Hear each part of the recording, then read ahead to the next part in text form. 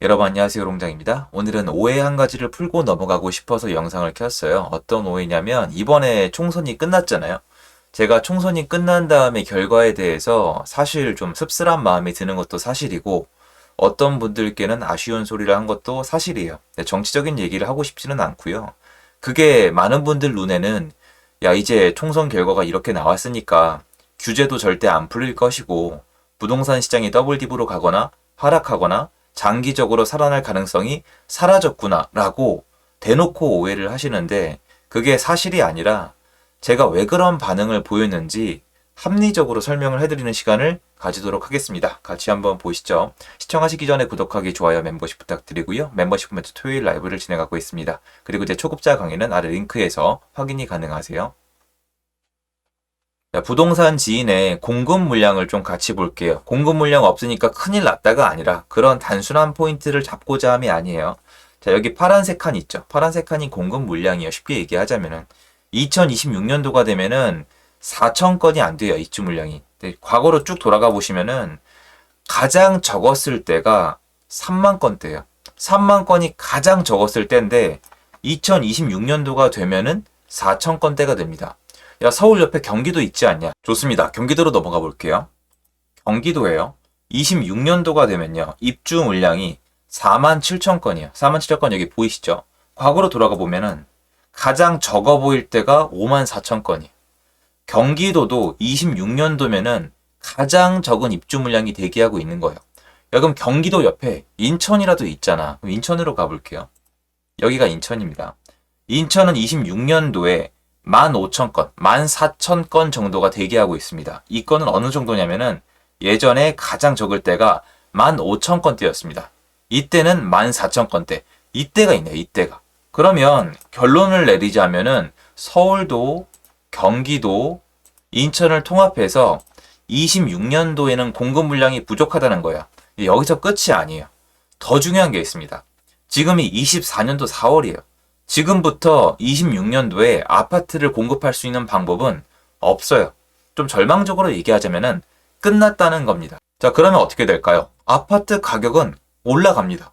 공급 물량을 이렇게 잘못한 거는 정부의 시스템 실패예요. 이거는 전 정권을 탓한다는 등 그렇게 하면 안 돼요. 어쨌건 지금 있는 정부가 비난을 듣게 돼 있고 이건 잘못된 게 맞습니다. 문제는 여러분들이 정말 엄청 오해하시는 게 여러분 지난 2년 동안 올라간 아파트가 있어요, 없어요? 꽤 많습니다. 내려간 아파트는요? 많습니다. 지금 시장을 보시면은 시장이 얼마나 이상한지 제 채널을 꾸준히 봐오셨으면 아실 거예요. 가는 곳은 가고 못 가는 곳은 못 가요. 또 전세는 올라가는데 월세도 같이 올라가거나 전세, 월세, 매매가 다 같이 떨어지는 지역도 있고요. 미분양이 있는데도 가격이 올라가는 것도 있고 미분양이 있는데 할인 분양으로 넘어간 지역도 있고 하여튼 전국을 다니면은 별의 별 모습을 다 볼 수가 있는데요. 이 정말 다양한 모습에 한 가지 공통점이 있습니다. 대한민국 역사 데이터를 보게 되면은 지금 거부할 수 없는 한 가지 사실이 뭐냐면 수요가 없다는 겁니다. 근데 문제는 뭐냐? 수요가 없는 이유가 정부의 개입 때문이라는 거예요. 예전에 대출을 중지시켰는데 하필 대출을 중지시킨 다음에 기준금리가 폭등을 했어요. 엄청 빠른 속도로. 그 안에 전쟁도 터졌고 그 안에 레고랜드 사태도 터졌고 여기서 끝이 아니라 SBB나 헝다 사태나 아니면 미국 국채금리도 있었고 정말 많은 사건이 있으면서 사람들을 위축시켰어요. 근데 문제가 수요를 살려야 될 때가 됐는데 수요를 살리고 있지를 않아요. 전 정권에서 정권이 교체가 됐는데 부동산 정책은 그대로 쓰고 있다는 겁니다. 단편적인 예로 서울의 26년도에 공급이 부족한 거는요. 그 데이터를 봤을 때 모르면 특별한 문제가 있는 사람인 거예요. 근데 자, 부족하죠. 부족하면은 공급을 하면 됩니다. 공급은 누가 하냐면 두 가지 주체가 주로 공급을 하는데요. 첫 번째로 시행사, 조합이라고 많이 불리고요. 두 번째로 시공사, 건설사가 많이 합니다. 이 두 곳이 공급을 하는 이유는 자기들 돈 벌라고 합니다.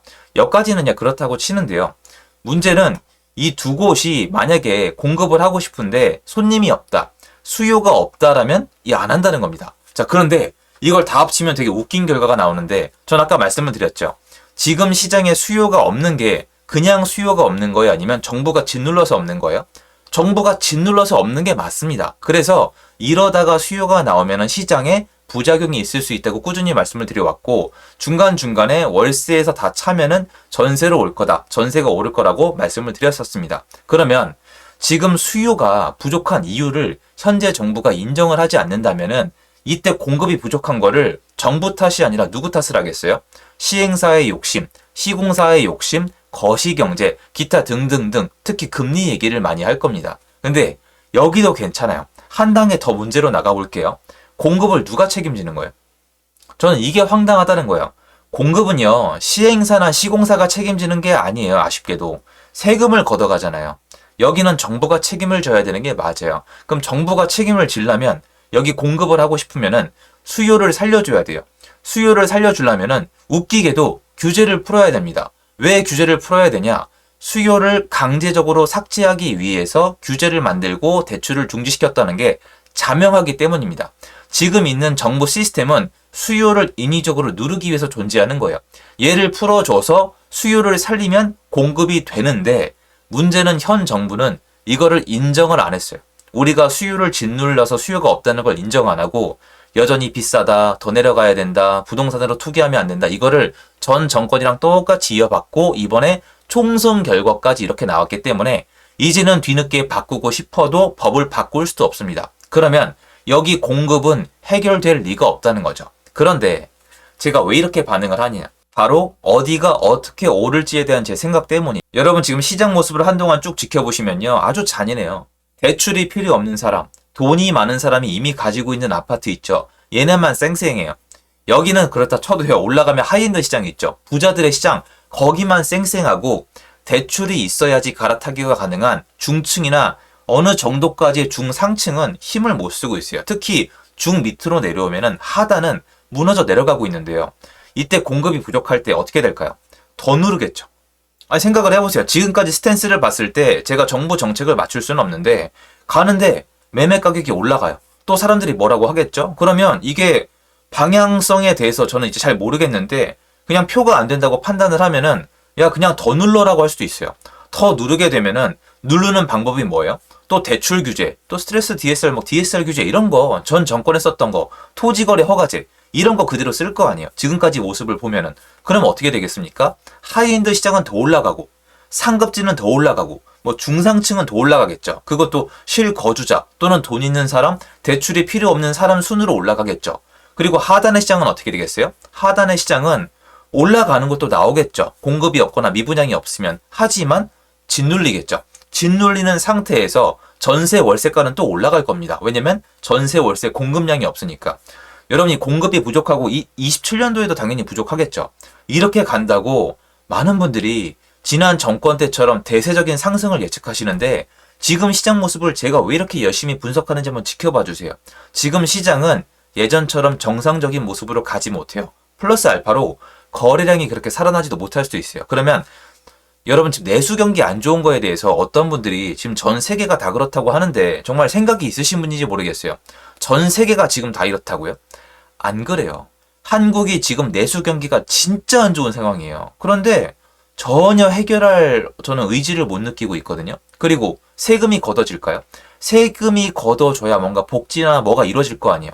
세금도 제대로 안 걷어질 거란 말이에요. 그러면 쭉 가면은 내수 경기 안 살아나죠? 사업하는 사람들 힘들죠? 저도 힘들어지겠죠? 그리고 세금 안 거치겠죠? 그러면 또 뭔가 시스템이 복지가 제대로 안 돌아가겠죠? 그러면 또 엉뚱한 데서 이상한 사건들이 발생할 수가 있단 말이에요. 이건 나중에 나오면 다루기로 하고 그리고 공급 부족으로 가격이 올라도 돈 있는 사람들의 물건 위주로 올라갈 텐데 저같이 이제 시장 자체에 참여하는 사람 입장에서는 예전처럼 할 수 있는 게 많은 것도 아니고 그리고 저랑 함께하는 분들 중에 일정 시간 동안 힘든 분들이 더 나올 수도 있고 그분들이 할 수 있는 게 늘어나는 것도 아니고 나쁜 점만 있는 건 아니지만 제가 정말 원하는 시장이 아니거든요. 저는 정상적인 시장에서 제 노력과 실력으로 승부하는 걸 좋아하는 사람인데 그게 불가능해요. 이대로 가면요. 말 그대로 현금 기준이에요. 여러분 이제 대출도 아니에요. 예전처럼 레버리지 능력도 빼고요.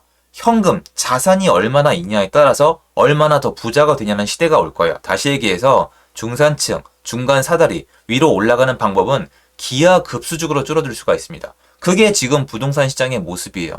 여러분 여기 가면은 공급이 부족하죠. 공급이 부족하면 어디가 제일 많이 오르겠어요? 강남 중심지 핵심부터 오르겠습니까? 서울 외곽의 구축부터 오르겠습니까? 자명하잖아요. 사람들이 어디에 수요가 많아요? 수요가 많은데 공급이 부족하면 수요가 많은 곳부터 경쟁이 붙고요. 돈 많은 사람들은 윗돈을 냅니다. 그러면 거기가 먼저 가는 거예요. 나머지 지역은 시간이 더 오래 걸릴 수도 있고 중간에 더 힘들 수도 있고 계속 이자랑 세금만 뜯기면서 세입자랑 계속 싸우시겠죠. 이게 좋은 시장이 아니에요. 되게 힘 빠지는 시장이죠. 그거를 말씀드리는 거지 대세적인 하락이다, 이제 끝났다 이런 생각을 한 적도 없고 그렇게 되지도 않습니다. 그래서 그거를 오해하시는 분들이 있어서 좀 설명을 해드리고 싶어서 영상을 남겨봤습니다. 영상 도움됐으면 좋겠고요. 힘내시고요. 좋은 하루 되십시오. 감사합니다.